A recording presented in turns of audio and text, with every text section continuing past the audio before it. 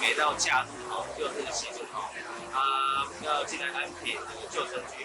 旧部落要当下车辆都会比较拥挤堵塞一点是每逢假日或连假，其实来到安平之后，都会发现安平其实大家都很怕的部分就是塞车。河尾路这末端最后一路的一个北边这个多少也可以舒缓疏解到这个民权要。这样子，这边可以通往安平旧城区我想从北区要来安平区玩的那个游客或者是居民其实从河尾路5段可以直接打通到安平，那可以省去还要转到华平路的这样的一个危险路段。我想这样子对我们的居民对我们的客都是非常大的帮助。相信这个最后一里路的完成之后，包括接下来明年我们的渔光的跨港大桥，如果也这个开始开工之后，不久之后，那工程顺利完成。安平的道路就会四通八达。掌握市政3分钟，台南进步向前冲。欢迎收看市政3分钟，我是林依婷。你有在假日开车进安平旧城区过吗？安平旧城区有许多著名的景点，像是安平古堡、老街及树屋等等。每到假日，总是人满为患，车潮众多，交通拥塞问题相当严重。台南市政府公务局将进行河尾路5段延伸工程，将河尾路打通后，不仅能够分担民权路4段的车流，将来安平旧城区交通不打结，还能够串联带动安平、中西北等区域的整体观光发展。现在就让我们来听听韦哲市长怎么说吧。咱你定定你讲剩最后1里路，剩临门一脚，这个就是最后1里路，这个就是临门一脚，真的剩1公里5.4公里做了4.4，剩下这1公里，把这个1公里任督2脉打通，河尾路的功能就更畅通。那谢谢中央还有这个营建署经费的支援，地方议会的帮忙，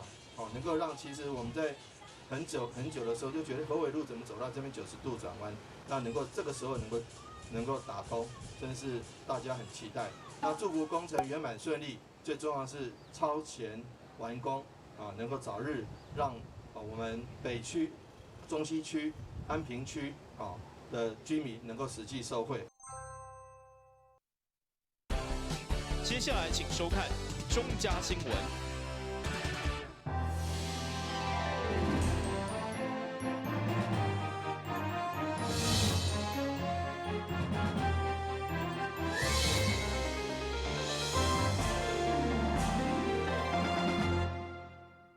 你好，我是顾家，欢迎收看中嘉台南电新闻。今日有什么重要消息？透过整理报道，做伙了解。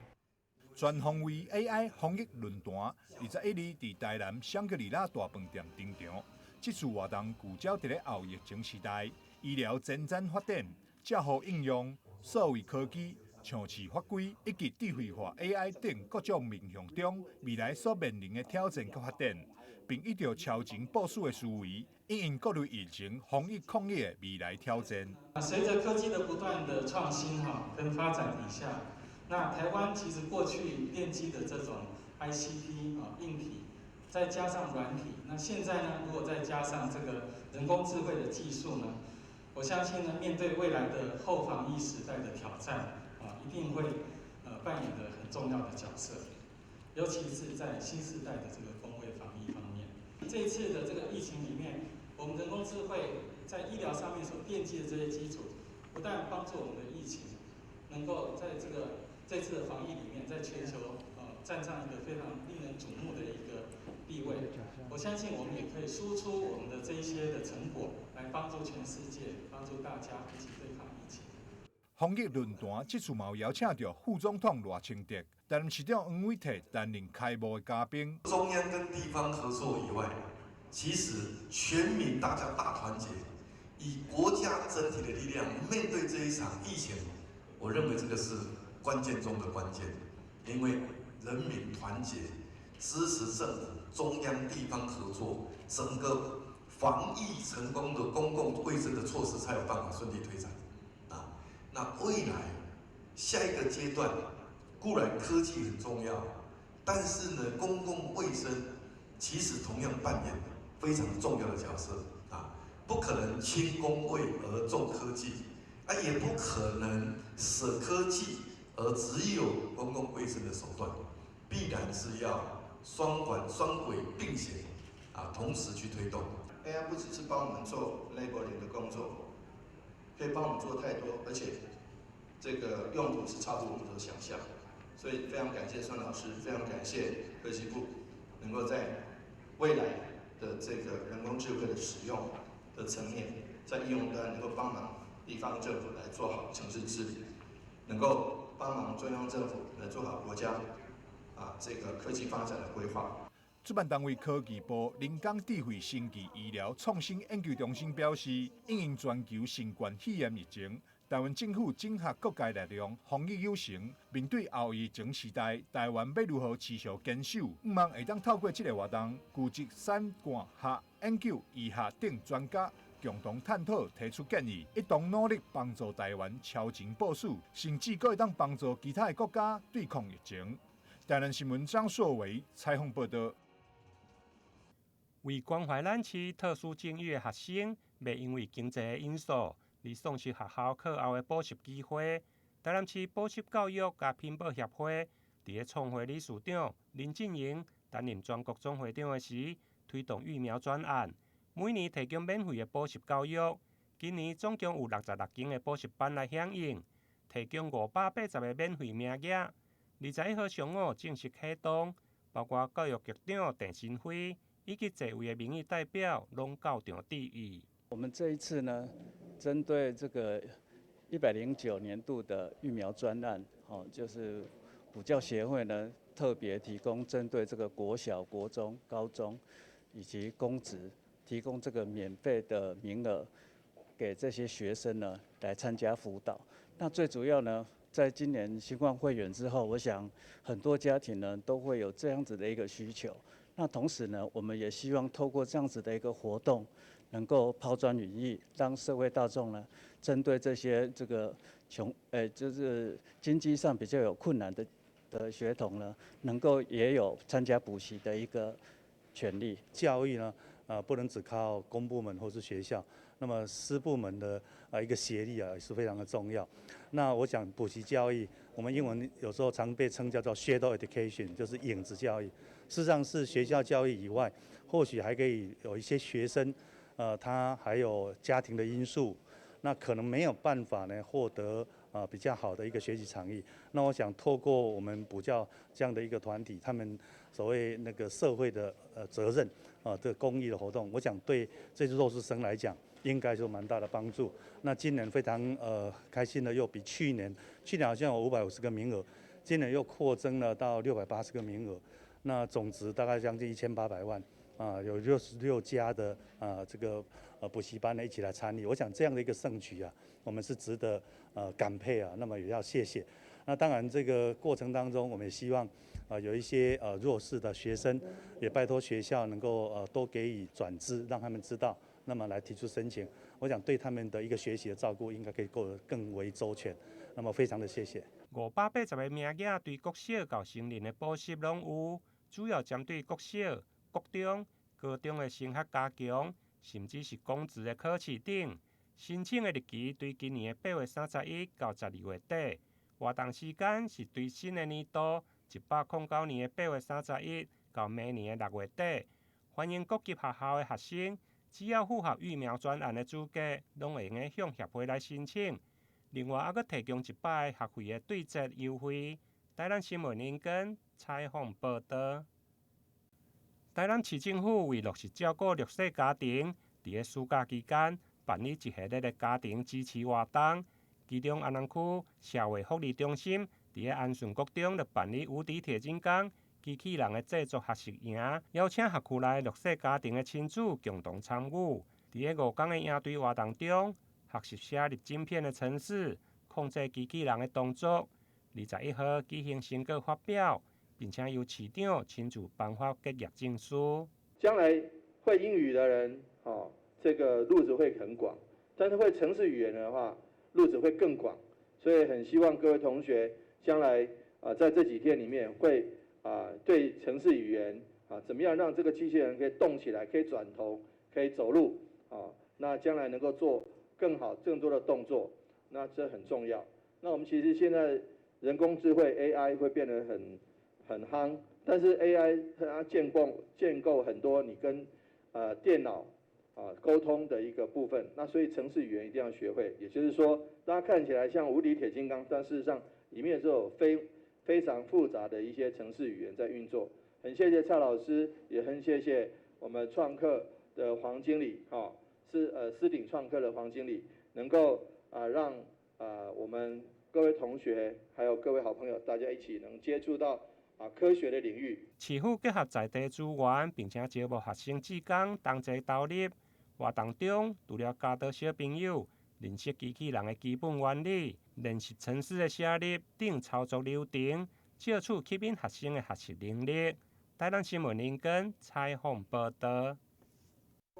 受到新冠肺炎疫情，日所属国内外交流的现在，被派到台南市的日本公务员阿部真行表示，现在人甲人之间无法度往来，只会当透过物持续交流，所以特别将来自日本群马县的地酒引进到台南，同时甲乐乐居酒屋合作，让消费者免出国，就会当享受到上正统的日本美食甲清酒。因为现在疫情的关系，没办法人的往来。所以可是那个东西的话，可以坐飞机，可以坐船来，国外。所以我们这个机会，我想介绍群马县的美酒在台湾。为什么呢？是因为我本身喜欢喝酒。开始的时候我打算进口啤酒，可是啤酒的话，台湾啤酒也很好喝，所以台湾的不知道的话还是地酒。所以想到这个活动，希望这次能够透过以这个群马地酒为开端，然后我们可以促进，就是希望之后可以除了群马以外，也可以跟其他日本各地也能够进行这样的贸易，然后透过贸易的往来，能够促进台日间的交流不断。乐乐居酒屋伫现场嘛有提供日本料理，互民众会当一边啉着清酒，配着日本菜，就亲像是出国来到日本同款。大圆板这边就有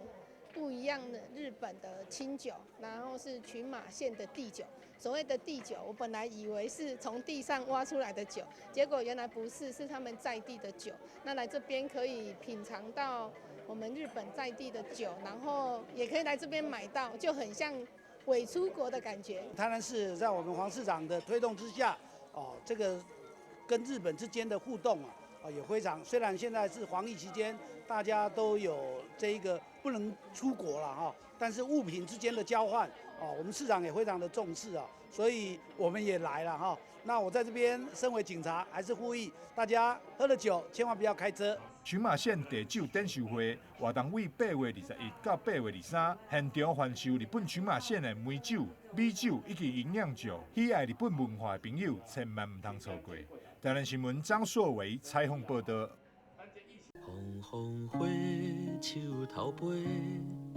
以音乐阅读文字，以乐曲串联生命，透过台南爱读册欣赏台湾文学，享受听觉带来的阅读飨宴。敬请锁定每晚8点半第3公用频道。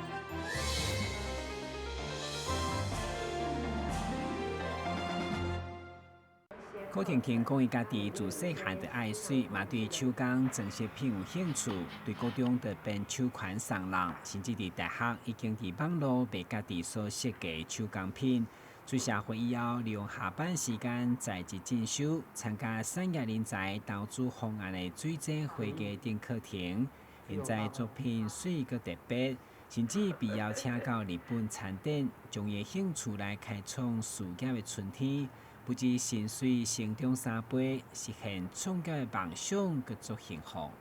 那之后就是因缘际会，我就是参加了彩虹的一些课程。那那里面有一些新娘同事的课程，我觉得是相当不错的。那刚好也可以增进我不同的技能。有一次啊，我到日本的时候，我看到了水晶花艺的创作，然后我就觉得我可以利用这个素材来结合我的饰品作为这个创业。很感谢就是产头有这个开设这个课程，让我就是可以增加不同的技能。看到柯婷婷的成功创业，洪家南分署嘛鼓励在职朋友多多运用这份的资源，还是第二专长，每一位劳工3档上悬当补助7万块。为了协助我们在职劳工朋友可以有学习第二专长的机会，劳动部呢持续推出产业人才投资方案的在职训练的课程，那训练的费用都可以补助在80%以上哈。劳工朋友每3年可以有7万元的这个补助的额度。那么云嘉南分署在今年下半年呢，也开出了将近600门的训练课程。我们欢迎在职劳工朋友，只要年满15岁，都可以踊跃来参加。有望在努力实现，特别来当将兴趣结合事业，做家己喜意的代志，一定会做幸福。台南新闻综合采访报道。画面当中超级可爱的美食，就是即届位伫中西区的和义饭店所推出的下午茶主题餐点。这是伫去年甲卡通频道合作推出主题房间甲餐厅以后，今年也选伫暑假前推出熊熊遇见你的特色餐点，将3位主角变做各种的美食，希望来抢占暑假的市场。即届所推出的餐点，除了造型拢非常古锥以外，所使用的食材也是在地优质的农特产品。熊熊的早午餐的，那熊熊的造型呢，我们是用模型下去压制，然后最后再涂上美乃滋，然后贴上食用的糯米纸，然后它菇也都是在地的菇，然后我们的鸡蛋呢也是用黄壳蛋，质量比较好的鸡蛋，会附上一个蓝莓优格，吃完这些油腻的东西可以解腻。另外一道就是奶酪杯，在熊猫上面的这一层是芝麻糊，然后下面是鲜奶。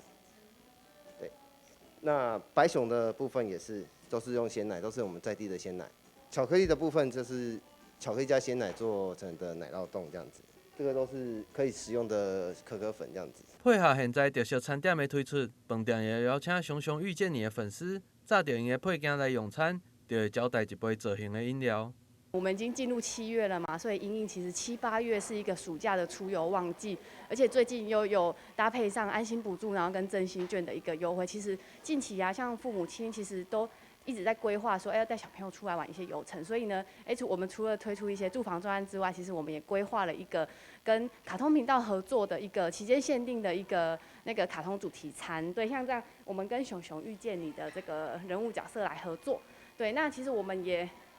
像这个专案，其实我们也筹备了大概半年以上的时间啦，对，所以其实大家可以看到这个餐点都超萌超可爱的，对。那近期我们也就是因为我们刚就是迎接上市，所以我们从即日起，然后到7月12号，我们的就是朋友们只要是穿着熊熊的衣服或是带熊熊的娃娃，任何配件来，那只要拿来我们饭店，然后再点用任何一道就是主餐300元以上的主餐，那我们就免费送一个就是甜甜圈欧蕾的一个这样子的优惠，所以也欢迎各位就是好朋友，然后或是爸爸妈妈可以带小朋友一起来。饭店强调，接下来也有规划其他主题的特色餐点，喜爱卡通频道的民众嘛会使多加注意因的网站，同时主题课房也会持续来推出，喜爱的民众嘛会使来带看卖。但新闻郭博义采访报道。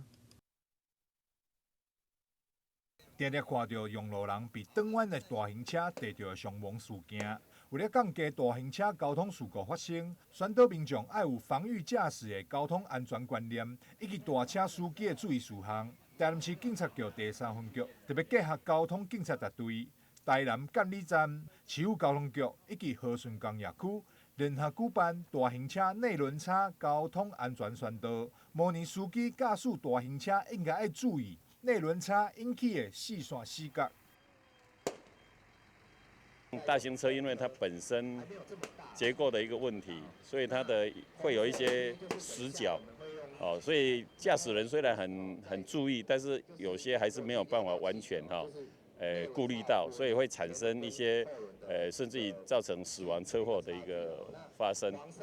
那我觉得每个车祸的发生，不管都是对人的生命了哈，或是财产的一个危害哈，所以我们觉得这一部分有必要来推展然后来公开的宣导呼吁我们这些大货车、大卡车的驾驶多注意到周边周边。那当然我们有呼吁，一样是行人或是这些用路人驾驶人也是一样，同样注意到大货车有这样的一个情形，所以只要在那死角的范围内，要多注意。以往拢是到校园，也则是社区宣导交通安全。第3分局这次特别将活动刷到工业区举办，并邀请经验防火司机分享驾驶大车的注意事项。最会发生意外就是转弯了，所以转弯它有内轮差嘛，有的人他不太知道，他喜欢跟大车抢快，还有一些又习惯钻那个车缝，这是最危险的。真侪车祸拢是因为无甲大车保持安全距离才发生。警察局第3分局呼吁大型车伫转弯的时阵，爱加大转弯的半径。行人、自行车以及机车应该爱甲大型车保持安全距离，避免进入内轮差以及四线四界范围，确保自身安全。台南新闻张硕维采访报道。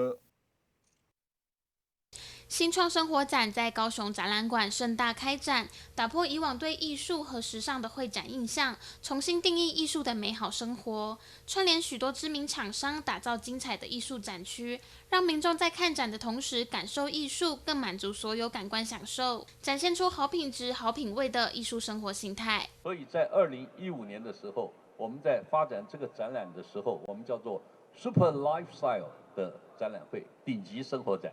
可是经过了5年的时间，很多客户来跟我们反映，顶级是不是太顶级的一点？很多人对顶级的概念觉得说它太遥远，我们触摸不到，我们接触不到。所以我们今年把它改变叫做新创，每一种生活都要新创。但是新创到底是什么呢？我们觉得新创是包括每一个人的心里所想象到任何的创意 creative 都叫新创。我在跟我们这次来参展很多的摊位的负责人在谈，我说你们到这个市场来主要是来做生意吗？他说 No， 我们不是来做生意，我根本不在乎做生意，我要的是什么？我把我的作品带到这个城市来，让这个城市的市民来跟我共享。新创生活展除了呈现顶级的生活样貌，更要把高度的艺术品味带入日常生活当中。经发局代理局长王宏荣更特别感谢主办方提供这样的艺术展，让高雄市民可以透过艺术陶冶性情。那在这边也是要再一次感谢我们涂总裁提供这样的展让我们很多市民朋友可以来陶冶这个心性品味可以涵养我们对生活的态度。我想这个也是对高雄来讲，除了产业的发展，一个很大的贡献。会展中不但展出来自世界各地的精品艺术和新创画作，而在开幕典礼规划的知名品牌秋冬时装大秀也是一大亮点。新创生活展是一个结合音乐、精品、科技与时尚的艺术展演，欢迎民众把握时间到展场体验新创艺术的感官飨宴。记者李嘉龙、潘文玉高雄报道。非常感谢收看今日的中嘉台南电影新闻，我是顾文杰，咱明仔载同这时间再会。